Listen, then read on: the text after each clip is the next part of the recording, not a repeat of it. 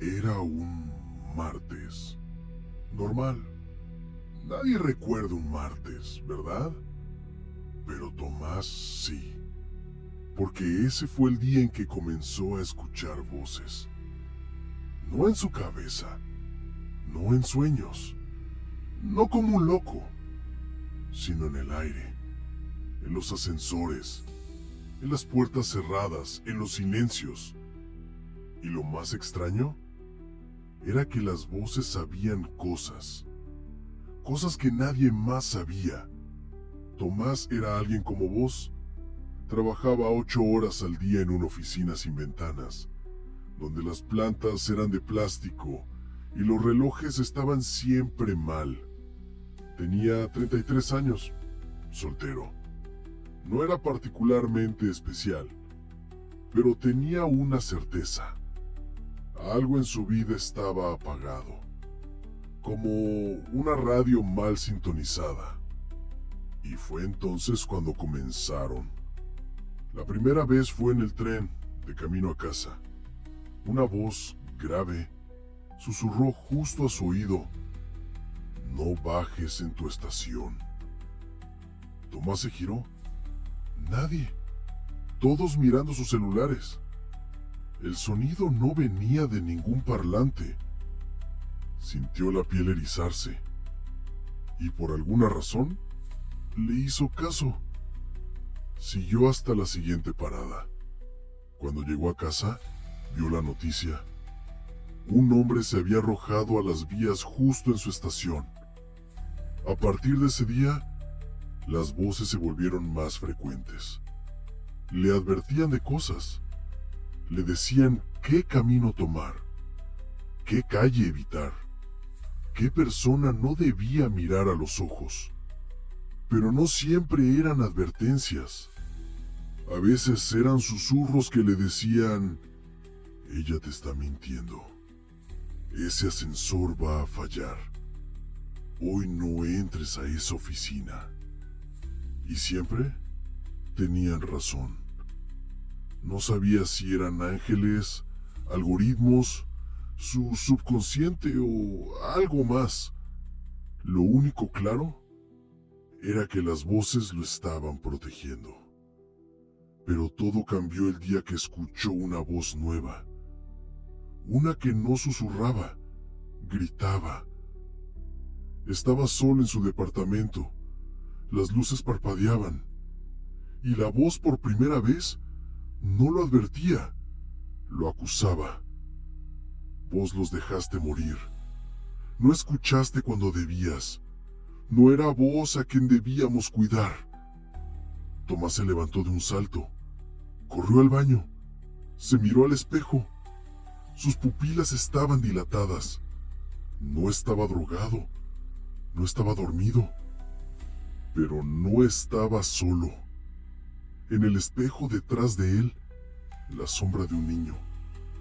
Y la voz volvió, más clara. Tenías que haberme salvado. Tomás no recordaba a ese niño, pero la voz parecía reconocerlo, y empezó a acosarlo cada noche. Lo seguía a la cama, le hablaba desde los enchufes, las rejillas, las pantallas apagadas. Le decía nombres que no recordaba: Marina, Julián, el incendio, el armario. Hasta que un día, caminando por la calle, escuchó una voz distinta, una femenina, suave, maternal. Tenés que volver a la casa. Él no sabía cuál, hasta que la vio. Una casa abandonada en Caballito, con las ventanas tapiadas y el número 413. Y en la reja, un grafiti apenas visible: "Volvé a escucharme". Entró. El lugar estaba destruido por dentro. Polvo, humedad, libros quemados. Y en el suelo, medio cubierto por escombros, un viejo cassette. Lo recogió. Escrito con marcador: "Escucha esto antes de que sea tarde". Lo llevó a casa.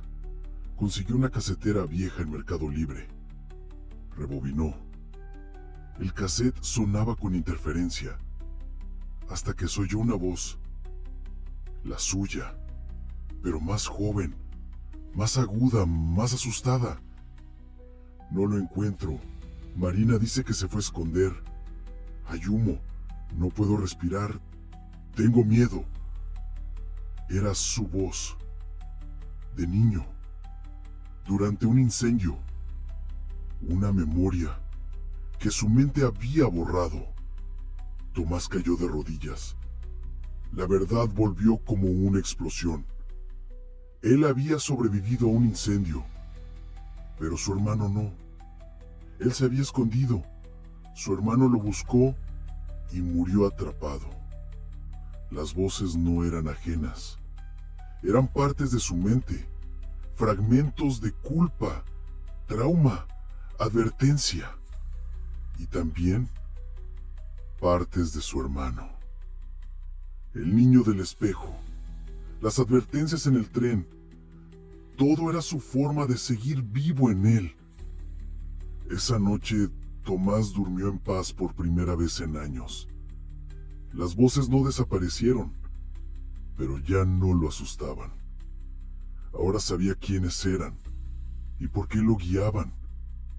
Eran los ecos del pasado, sus cicatrices convertidas en brújula, el trauma transformado en intuición. Y entendió una última cosa. A veces, las voces que más miedo nos dan son las que más necesitamos escuchar. Deja tu comentario si escuchaste esas voces alguna vez y cómo te sentiste. Y no olvides suscribirte para más relatos de terror.